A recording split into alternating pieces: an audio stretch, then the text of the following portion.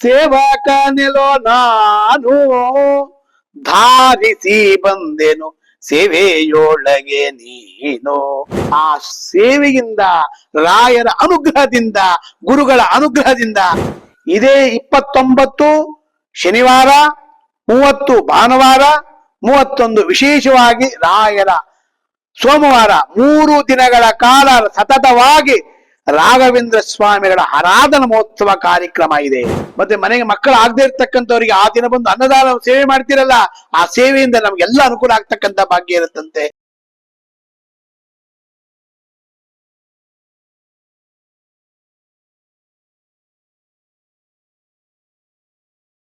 ಓಂ ಶ್ರೀ ರಾಘವೇಂದ್ರಾಯ ನಮಃ. ಶ್ರೀ ಗುರುಭ್ಯೋ ನಮಃ. ಪರಮ ಗುರುಭ್ಯೋ ನಮಃ. ಶ್ರೀಮದಾನಂದ ತೀರ್ಥ ಭಗವತ್ಪಾದಾಚಾರ್ಯ ಗುರುಭ್ಯೋ ನಮಃ. ಶ್ರೀ ವೇದವ್ಯಾಸಾಯ ನಮಃ.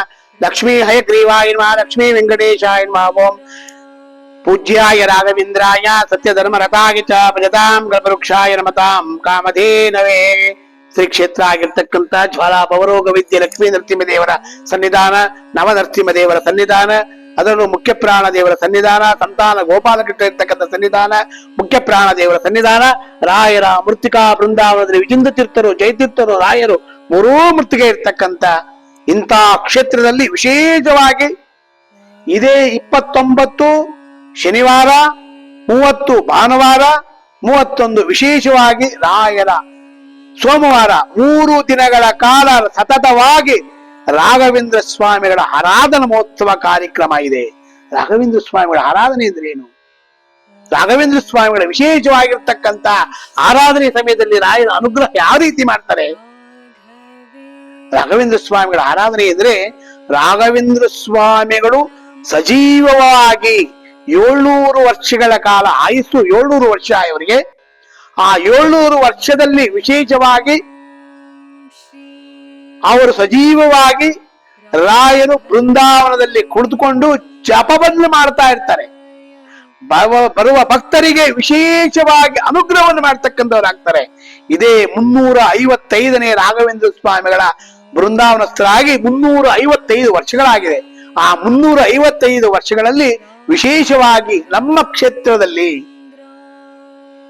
ರಾಘವೇಂದ್ರ ಸ್ವಾಮಿಗಳು ವಿಶೇಷವಾಗಿ ಅನುಗ್ರಹವನ್ನು ಮಾಡ್ತಕ್ಕಂಥವ್ರಾಗ್ತಾರೆ. ಯಾವ ರೀತಿ ಅನುಗ್ರಹ ಮಾಡ್ತಾರೆ ಭಕ್ತರನ್ನ? ಅದಮ್ಯ ಮಹಿಮಾಲೋಕೆ ರಾಘವೇಂದ್ರೋ ಮಹಾಶಯ ಶ್ರೀ ಮಧ್ವಮತ ದುಗ್ಧಾಪ್ತಿ ಚಂದ್ರ ಅವತುಮಾಂಸದ ಸರ್ವವ್ಯಾಪ್ತ ಫಲಾವ್ಯಾಪ್ತಿ ಯಥಾಶಕ್ತಿ ಪ್ರದಕ್ಷಿಣಂ. ನಾವು ಪ್ರದಕ್ಷಿಣೆ ನಮಸ್ಕಾರವನ್ನ ಮಾಡಿ, ಗುರುಗಳ ಸೇವೆಯನ್ನ ಮಾಡಿ, ಗುರುಗಳ ವಿಶೇಷವಾಗಿ ನಮ್ಮ ಕ್ಷೇತ್ರದಲ್ಲಿ ಬಂದು ರಾಯರು ನೆಲೆಸಿ ನಮ್ಮನ್ನೆಲ್ಲರನ್ನು ಉದ್ಧಾರ ಮಾಡ್ತಕ್ಕಂಥವ್ರಾಗ್ತಾರೆ. ಅಂದ್ರೆ ಅದು 29ನೇ ತಾರೀಕು ತಿರುಪತಿಯ ತಿಮ್ಮಪ್ಪನ ವಿಶೇಷವಾಗಿರ್ತಕ್ಕಂಥ ಪ್ರಸಾದದಿಂದ. ಆ ತಿರುಪತಿಯ ತಿಮ್ಮಪ್ಪ ಇದ್ದಾನಲ್ಲ, ಆ ತಿರುಪತಿ ತಿಮ್ಮಪ್ಪ ಯಾಗಪ್ಪ ಅಂತಂದ್ರೆ ಬೇಡಿದ ವರವ ಕೊಡುವ, ಭಕ್ತರ ತಪ್ಪು ನೋಡಾದೆ ಬಂದು ಪೊರೆವ. ಆ ವರವನ್ನು ಕೊಡ್ತಕ್ಕಂಥ ತಿರುಪತಿ ತಿಮ್ಮಪ್ಪ, ಮಂತ್ರಾಲಯದ ನಾಗಪ್ಪ. ಆ ತಿರುಪತಿಯಿಂದ ಸಾಕ್ಷಾತ್ ಭಗವಂತನಿಗೆ ಉಡ್ಸಿರ್ತಕ್ಕಂಥ ವಸ್ತ್ರವು, ಆ ವಸ್ತ್ರವನ್ನ, ರೇಷ್ಮೆ ವಸ್ತ್ರವನ್ನ ಆ ತಿರುಪತಿಯ ತಿಮ್ಮಪ್ಪನ ಅನುಗ್ರಹದಿಂದ ನಮ್ಮ ಕ್ಷೇತ್ರ ಅಭಿಮಾನಿ ದೇವತೆ ಆಗಿರ್ತಕ್ಕಂಥ ರಾಘವೇಂದ್ರ ಸ್ವಾಮಿಗಳ ನರಸಿಂಹದೇವರಿಗೆ ವಿಶೇಷವಾಗಿ ಸಮರ್ಪಣೆಯನ್ನ ಮಾಡಿ, ಮುಖ್ಯ ಪ್ರಾಣ ದೇವರಿಗೆ ಸಮರ್ಪಣೆಯನ್ನ ಮಾಡಿ, ಆ ವಸ್ತ್ರವನ್ನ ವಿಶೇಷವಾಗಿ ರಾಯರಿಗೆ ಸಮರ್ಪಣೆಯನ್ನ ಮಾಡಿ, ರಾಯರೇ ವಿಶೇಷವಾಗಿ ಅದನ್ನ ಸ್ವೀಕಾರವನ್ನು ಮಾಡುತ್ತಾರಂತೆ. ನಮ್ಮ ಕ್ಷೇತ್ರಕ್ಕೆ ಬಂದು ರಾಘವೇಂದ್ರ ಸ್ವಾಮಿಗಳು ತಿರುಪತಿ ತಿಮ್ಮಪ್ಪ ಬರ್ತಾ ಇದ್ದಾನಲ್ವೋ, ಆ ತಿಮ್ಮಪ್ಪನ ನಾನು ನೋಡ್ಲೇಬೇಕಲ್ವೋ ಅಂದಾಗ ರಾಯರು ನಮ್ಮ ಕ್ಷೇತ್ರಕ್ಕೆ 3 ದಿನಗಳ ಕಾಲ ಬಂದು ಎಲ್ಲ ಭಗವತ್ ಭಕ್ತರನ್ನ ಉದ್ಧಾರ ಮಾಡ್ತಕ್ಕಂಥವರಾಗ್ತಾರಂತೆ ರಾಘವೇಂದ್ರ ಸ್ವಾಮಿಗಳು. ಯಾವ ರೀತಿಯಾಗಿ ಮಾಡ್ತಾರೆ ಗುರುಗಳು ಅನುಗ್ರಹವನ್ನ ಮಾಡ್ತಾರೆ ಅಂತಂದ್ರೆ, ಆ ಗುರುಗಳು ವಿಶೇಷವಾಗಿ ಅದರಲ್ಲೂ ಶನಿವಾರ, ಭಾನುವಾರ, ಸೋಮವಾರ ಎಲ್ಲರಿಗೂ ರಜಾ ಇರುತ್ತೆ. ಆ ರಜಾ ಇದ್ದಾಗ ಬಂದು ಆ ರಾಯನಿಗೆ ಯಾವ ರೀತಿಯಾಗಿ ಸೇವೆಯನ್ನು ಮಾಡ್ತೀರಾ ನೀವು? ಸೇವಕನೆಲೋ ನಾನು ಧಾರಿಸಿ ಬಂದೆನು ಸೇವೆಯೊಳಗೆ ನೀನು. ಸೇವಕನ ಸೇವೆಯನ್ನು ಸೇವಿಸಿ ಸೇವಕ ಭಾವವೀಯುತ ಗಾವು ಮಾಡದೆ ಬರೆಯ ದೊರೆಯಳು ಪಾವನಾತ್ಮಕ ಪಾವ ಕರುಣೆ ಬಾರೋ ಗುರು ರಾಘವೇಂದ್ರ ಬಾರಯ್ಯ ಬಾಬಾ ಬಾರೋ ಗುರು ರಾಘವೇಂದ್ರ ಹಿಂದೆ ಮುಂದಿಲ್ಲೆನಗೆ ಈ ಗತಿ ಎಂದು ನಂಬಿದೆ ನಿನ್ನ ಪಾದವ ಬಂಧನವ ಬಿಡಿಸೆಲ್ಲ ಕರ ದೆಂದ ಕಂದ ಮುಕುಂದ ಬಂದು ಬಾರೋ ಗುರು ರಾಘವೇಂದ್ರ. ಆ ಗುರುಗಳು ವಿಶೇಷವಾಗಿ ನಮ್ಮ ಕ್ಷೇತ್ರಕ್ಕೆ ಬಂದು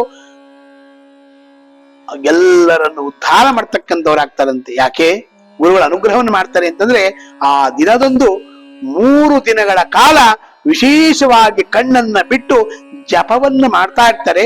ಆ 3 ದಿನಗಳ ಕಾಲ ಕಣ್ಣನ್ನು ಬಿಟ್ಟು ಎಲ್ಲಾ ಬೃಂದಾವನಗಳಲ್ಲೂ ವಿಶೇಷವಾಗಿ ಹೋಗಿ ಆ ಬೃಂದಾವನದಲ್ಲಿ ನಿಂತು ಎಲ್ಲರನ್ನು ಉದ್ಧಾರ ಮಾಡ್ತಕ್ಕಂಥವ್ರಾಗ್ತಾ ಇರಂತೆ. ಎಲ್ಲಾ ಬೃಂದಾವನದಲ್ಲೂ ಮಾಡ್ತಾರೆ. ಆದ್ರೆ ನಮ್ಮ ಕ್ಷೇತ್ರದಲ್ಲಿ ಹೇಗೆ ಮಾಡ್ತಾರೆ ಬೃಂದಾವನದಲ್ಲಿ ಅಂತಂದ್ರೆ, ಇಲ್ಲಿ ವಿಶೇಷವಾಗಿರ್ತಕ್ಕಂಥ ರಾಘವೇಂದ್ರ ಸ್ವಾಮಿಗಳು 48 ಸಾಲಿಗ್ರಾಮ ಇರ್ತಕ್ಕಂಥದ್ದು. ಆ 48 ಸಾಲಿಗ್ರಾಮದಲ್ಲಿ ವಿಜೇಂದ್ರ ತೀರ್ಥರು, ಜಯತೀರ್ಥರು, ರಾಯರು 3 ಮೂರ್ತಿಗೆ ಇರ್ತಕ್ಕಂಥದ್ದು. ಆ 3 ಮೂರ್ತಿಗೆ ಇರ್ತಕ್ಕಂಥ ಈ ಕ್ಷೇತ್ರಕ್ಕೆ ಬಂದು ರಾಘವೇಂದ್ರ ಸ್ವಾಮಿಗಳು ವಿಶೇಷವಾಗಿ ಪ್ರತಿಯೊಬ್ಬ ಜನಗಳಿಗೂ ಪ್ರತಿಯೊಬ್ಬ ಭಗವದ್ ಭಕ್ತರಿಗೂ ಉದ್ಧಾರ ಮಾಡ್ತಕ್ಕಂಥವ್ರಾಗ್ತಾರೆ. ಹೇಗೆ ಉದ್ಧಾರ ಮಾಡ್ತಾರೆ? ಯಾರು ಈ ಕ್ಷೇತ್ರಕ್ಕೆ ಬರ್ತೀರಾ ಆ ಕ್ಷೇತ್ರ ಬೆಳಗ್ಗೆ 8 ಗಂಟೆಯಿಂದ ಅನ್ನದಾನವನ್ನು ಆಗ್ತಾ ಇರುತ್ತೆ, ಅನ್ನ ಸಂತರ್ಪಣೆ ಆಗ್ತಾ ಇರುತ್ತೆ. ಬೆಳಗ್ಗೆಯಿಂದ ಸಾಯಂಕಾಲ ತನಕ ಆಗ್ತಾ ಇರುತ್ತೆ. ಆ ಪ್ರಸಾದವನ್ನ ಸ್ವೀಕಾರವನ್ನು ಮಾಡಿದರೆ ಸಾಕಂತೆ. ರೋಗ ಹರನೆ ಕೃಪಾ ಸಾಗರ ಶ್ರೀ ಗುರು ರಾಘವೇಂದ್ರನೇ ಪರಿಪಾಲಿಸೋ ಸಂತತ ದುರ್ಮತ ತ್ವಾಂತ ದಿವಾಕರ ಸಂತ ವಿನುತ ಮಕಲಾಲಿಸೋ ಪಾವನ ಗಾತ್ರಸು ದೇವವರನೆತವ ಸೇವಕ ಜನರೊಳಗಾಡಿಸೋ. ಅಂದ್ರೆ ನಮಗೇನೇ ರೋಗ ರುಜುನಗಳಿದ್ರು ಎಲ್ಲವೂ ಪರಿಹಾರ ಆಗ್ತಕ್ಕಂಥ ಭಾಗ್ಯ ಇರುತ್ತಂತೆ.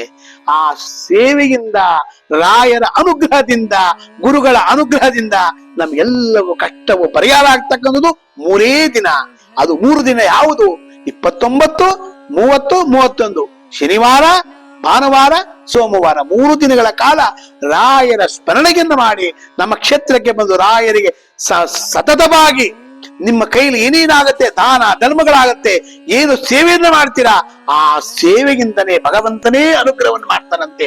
ಗುರುಗಳೇ ಅನುಗ್ರಹವನ್ನು ಮಾಡೇ ಮಾಡ್ತಾರೆ, ಅದನ್ನ ಸಂಶಯ ಅಂತಾರೆ ರಾಯರು. ಇಂಥ ಗುರುಗಳ ಒಂದು ಸೇವೆಯ ಸದಾವಕಾಶ ಇದು. ಈ ಸದಾವಕಾಶವನ್ನ ಯಾರು ತಪ್ಪಿಸ್ಕೊಳ್ಬೇಡಿ. ಇದನ್ನ ಇಂಥ ಗುರುಗಳ ಸೇವೆ ಬಹಳ ಅದ್ಭುತವಾಗಿರ್ತಕ್ಕಂಥದ್ದು. ಮೊದಲನೇ ದಿವಸ ವಿಶೇಷವಾಗಿರ್ತಕ್ಕಂಥ ದಿನ 29ನೇ ತಾರೀಕು ವಸ್ತ್ರ ಬರುತ್ತೆ. ಆ ವಸ್ತ್ರವನ್ನ ಮಾರನೇ ದಿವಸ ವಿಶೇಷವಾಗಿರ್ತಕ್ಕಂಥದ್ದು ರಾಯರಿಗೆ ಅಭಿಷೇಕ ಪೂಜಾ ಪ್ರತಿದಿನ ನಡೀತಾ ಇದೆ. 29ರಿಂದ ಬೆಳಗ್ಗೆ ಅಭಿಷೇಕ ಪೂಜೆ ಎಲ್ಲ ನಡೆಯುತ್ತೆ. ತದನಂತರ ಭಜನಾ ಕಾರ್ಯಕ್ರಮ ಇರುತ್ತೆ. ತದನಂತರ ವಿಶೇಷವಾಗಿ ಮಾರನೇ ದಿವಸ ವಿಶೇಷವಾಗಿರ್ತಕ್ಕಂಥ ದಿನ ಭಜನಾ ಕಾರ್ಯಕ್ರಮ ಪೂಜಾ ಕಾರ್ಯಕ್ರಮ ಇರುತ್ತೆ.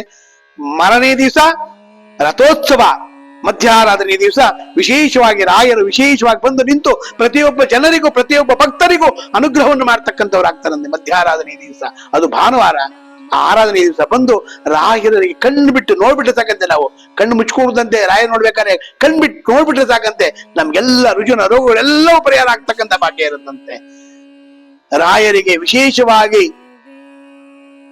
ಒಬ್ಬ ಮಹಿಳೆ ವಿಶೇಷವಾಗಿ ತಾಳಿಕೋಟೆಯಿಂದ ವಿಶೇಷವಾಗಿರ್ತಕ್ಕಂಥ ಅವರು ಬೆಳ್ಳಿಯ ಒಂದು ವಿಗ್ರಹವನ್ನ ಕೊಡ್ತಾರಂತೆ ರಾಯರಿಗೆ. ಅವರು ಸಂಕಲ್ಪ ಮಾಡ್ಕೊಂಡಿದ್ದಾರಂತೆ. ಹಾಗೆ ಗುರುಗಳು ಹೇಗೆ ಏನ್ ಮಾಡ್ತಾರೋ ಗೊತ್ತಿಲ್ಲ. ತಿಳಿಯದೋ ನಿನ್ನ ಆಟ ತಿರುಪತಿಯ ವೆಂಕಟರಮಣ. ರಥೋತ್ಸವ ಆಗತ್ತೆ. ಮಧ್ಯಾಹ್ನ ಸಮಯ 9:30ಯಿಂದ ಚಂಡೇ ವಾದ್ಯ, ವಾದ್ಯದ ಸಮೇತ ನೃತ್ಯ ನಾಟ್ಯ ಇದೆಲ್ಲವೂ ನಡೆಯುತ್ತೆ. ಎಲ್ಲವನ್ನು ನಡೆಸೋರು ಯಾರು? ಅವರೇ ನಡೆಸಿ ಅವರ ವಿಶೇಷವಾಗಿರ್ತಕ್ಕಂಥ ಸನ್ನಿಧಾನದಲ್ಲಿ ಅವರು ವಿಶೇಷವಾಗಿ ಪ್ರತಿಯೊಬ್ಬ ಮಕ್ಕಳಿಂದ ಹಿಡಿದು ದೊಡ್ಡವರ ತನಕ ಎಲ್ಲರಿಗೂ ಆರೋಗ್ಯದಲ್ಲಿ ಏನೇನೇ ಸಮಸ್ಯೆಗಳಿದೆ ಎಲ್ಲರಿಗೂ ಸಮಸ್ಯೆಗಳು ಪರಿಹಾರ ಮಾಡ್ತಾರೆ. ಮತ್ತೆ ಮನೆಗೆ ಮಕ್ಕಳು ಆಗದೆ ಇರ್ತಕ್ಕಂಥವ್ರಿಗೆ ಆ ದಿನ ಬಂದು ಅನ್ನದಾನ ಸೇವೆ ಮಾಡ್ತಿರಲ್ಲ, ಆ ಸೇವೆಯಿಂದ ನಮ್ಗೆಲ್ಲ ಅನುಕೂಲ ಆಗ್ತಕ್ಕಂಥ ಭಾಗ್ಯ ಇರುತ್ತಂತೆ. ಇಂಥ ಭಾಗ್ಯವನ್ನ, ಸುದಿನವನ್ನ, ಇಂಥ ಯೋಗವನ್ನ ಯಾರೂ ಕಳ್ಕೊಂಬೇಡಿ. ನಮ್ಮ ಕ್ಷೇತ್ರಕ್ಕೆ ಬನ್ನಿ, ರಾಯರ ಸ್ಮರಣೆಯನ್ನು ಮಾಡಿ ರಾಯರ ವಿಶೇಷ ಅನುಗ್ರಹವನ್ನು ಮಾಡ್ತಾರೆ. ಕೊನೆಯ ದಿವಸ ವಿಶೇಷವಾಗಿರ್ತಕ್ಕಂಥ ರಾಘವೇಂದ್ರ ಸ್ವಾಮಿಗಳ ಅನುಗ್ರಹದಿಂದ ಒಬ್ಬ ಮಗುವಿಗೆ ವಿಶೇಷವಾಗಿ ಉಪನಯನವನ್ನು ಮಾಡ್ತಾ ಇದ್ದೀವಿ. ಆ ಉಪನಯನ ಸಮಯ ವಿಶೇಷವಾಗಿರ್ತಕ್ಕಂಥದ್ದು. ಆ ಉಪನಯನವನ್ನು ನೋಡಿ ಒಟುವಿಗೆ ವಿಶೇಷವಾಗಿರ್ತಕ್ಕಂಥ ಆಶೀರ್ವಾದವನ್ನು ಮಾಡಿ ಅವನಿಗೆ ಒಳ್ಳೆ ವಿದ್ಯಾಭ್ಯಾಸ ಬರಲಿ, ಗುರುಗಳ ಅನುಗ್ರಹ ಆಗ್ತಕ್ಕಂಥ ಭಾಗ್ಯ ಇರುತ್ತೆ.